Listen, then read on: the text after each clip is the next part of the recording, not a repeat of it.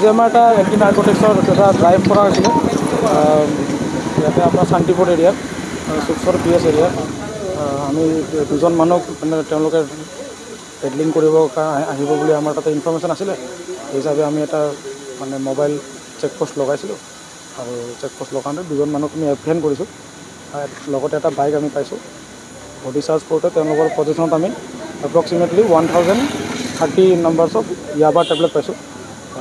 যাৰ ৱেইট কৰোঁতে আমি 101 গ্ৰামছ পাইছোঁ আৰু বজাৰ মূল্য 5 লাখ প্লাছ হ'ব। এতিয়া আমি চিজাৰ কৰিছোঁ in presence of independent witness আৰু আমাৰ যিখিনি লিগেল একশ্যন আছে আমি সেই হিচাপে আগবাঢ়িছোঁ। ইয়াৰ লগত আৰু কোনোবাই জড়িত আছে? এইটো আমাৰ তদন্তত ওলাব। বৰ্তমানটো জাষ্ট আমাৰ প্ৰিলিমিনাৰী কাম যিখিনি আছে আমি সেইখিনিয়ে কৰিছোঁ।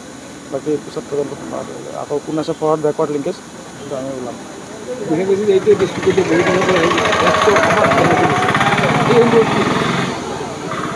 নাই, এইটো একচুৱেলি আমাক হেল্প লাগিব চবফালৰ পৰা। ইনফৰমেশ্যন আমি য'ত পাই আছোঁ আমি অপাৰেশ্যন চলাই আছোঁ আৰু মানে আগন্তুক দিনত আমি আৰু চলাই থাকোঁ।